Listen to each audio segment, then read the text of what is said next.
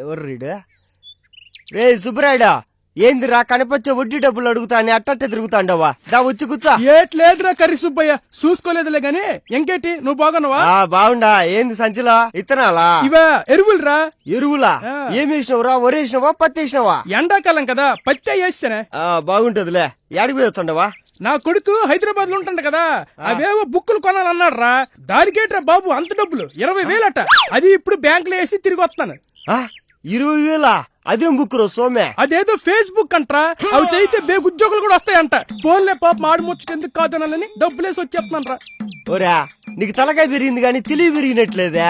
ఈ కాలంలో కూడా లోకం తెలియనట్టుంది నీకా? ఏట్రా ఏటైంది? డబ్బులు బ్యాంకులోనే కదేశాను, పెట్రోల్ బంక్ వేసినట్టు నువ్వెందుకు అంత టెన్షన్ అయిపోతున్నావు? వారి నీ బంకులో నా బీడీ కట్ట నీ కొడుకు నిన్ను మోసం చేసిండర్రా. ఒకసారి అదేదో వాడిని గిట్టి కడుగో. ఒరే, ఆడికి మాంసం తింటమే రాదు, ఇంక మోసం వల్ల చేస్తాడా? ఓరే తలమాసినోడా, ఆ ఫేస్బుక్ 15,000 మొన్నే మా కొడుకు కొంటా అంటే బ్యాంక్ లో డబ్బులు కూడా వేసిండా. ఏదైనా పని చేసే ముందు నాటాడు తెలివే నువ్వు అడగాలని తెలుదు నీకా? సర్లే అయిపోయింది ఏదో అయిపోయిందిలే గానీ, మా ఊడు అదేదో వాట్సాప్ కొనాలా 20,000 పంపిమన్నారా. రేపు మాపో మీ కొడుకు కూడా అడుగుతాడు, అప్పుడు 5,000 తగ్గించి పంపించు.